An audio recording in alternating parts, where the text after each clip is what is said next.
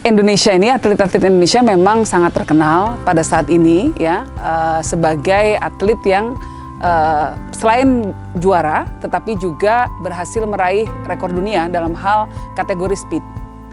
Nah, jadi Indonesia sangat diakui, dihormati ya, dan dianggap sebagai lawan berat bagi seluruh atlet-atlet panjat tebing di seluruh dunia untuk kategori speed.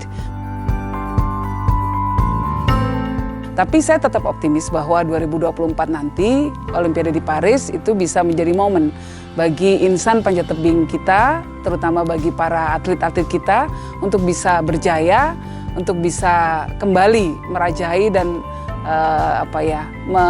menjadi yang paling the best lah. Gitu. Kalau peluang kita insya Allah kalau untuk kategori speed mungkin kita akan bisa meraih banyak medali ya tentu targetnya harus agak tinggi ya, targetnya harus tinggi, targetnya tentu harus meraih emas.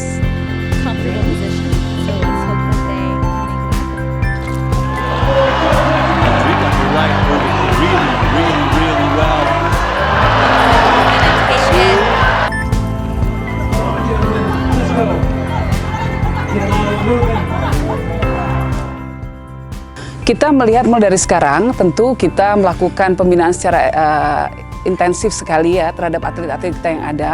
Dan beberapa atlet kita yang masih muda, itu potensinya sudah terlihat dari sekarang. Dan nanti ketika 2024 kita lihat bahwa mereka masih bisa bertanding. Karena usianya masih tergolong muda. Karena apapun namanya masa otot, itu juga penting.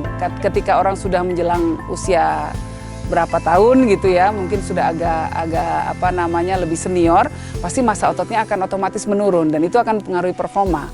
Jadi usia juga penting di sini. Nah, kita kebetulan punya stok atlet-atlet muda yang memang bagus-bagus, potensinya juga luar biasa, menang di banyak kejuaraan, bahkan kejuaraan dunia ya. Ada atlet Jawa Timur misalnya namanya Adi, itu sudah menang kejuaraan untuk kategori speed juga, dunia juga. Umurnya baru 19 tahun. Artinya nanti 2024 dia masih bisa jauh itu, masih bisa ikut gitu. Kalau dari atlet yang sekarang ada, ya misalnya ya mulai dari Katibin, Fedrik, Adi, itu banyak mas. Yang perempuan juga banyak, ada kemarin malah Desak gitu ya. Desak Rita itu sebetulnya bisa bisa lebih baik lagi prestasinya gitu ya, bahkan dalam babak prakualifikasi angkanya nomor 3 dia. Tapi ketika pertandingan ya kadang-kadang kan suka tidak mujur gitu ya, nggak bisa sampai atas, ada semacam ya tergelincir gitu. Nah ini kadang-kadang ya memang ya ini nasib, jalannya takdir. Tetapi bahwa secara hitungan angka dia sudah dapat, waktunya dia sudah bisa memecahkan itu. Dan sebetulnya bukan FPTI saat ini menyiapkan bukan cuma second line, tapi juga third line. Kenapa? Karena dari kejuaraan junior pun sudah mulai kita pantau. Ya masih umur 15 gitu, 13, 15 sudah kita lihat ini seperti apa kira-kira potensinya. Karena memang makin muda mereka mendalami olahraga ini, makin baik, makin terbentuk yang namanya muscle memorinya atau memori ototnya. Nah misalnya kayak Katibin ya, Kiromal Katibin salah satu pemegang rekor dunia sebelum dikalahkan temannya yang lain gitu ya. Itu dia mulai dari umur 8 tahun. Jadi penting sekali bagi kalau memang betul-betul ada bakat dan ada minat ya, dan kita ketemu dengan kita bisa fasilitasi.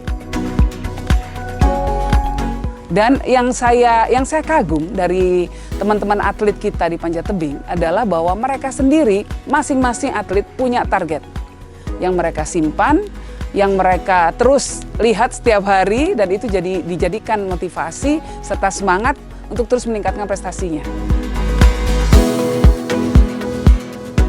Yang menarik dari para atlet kita, walaupun mereka dalam pelatnas gitu ya, mereka satu kamar bareng, sahabatan gitu ya, tetapi semuanya terpacu untuk bisa mengalahkan temannya dan menjadi yang terbaik. Jadi saya tanya, setiap atlet itu saya tanya motivasinya masing-masing.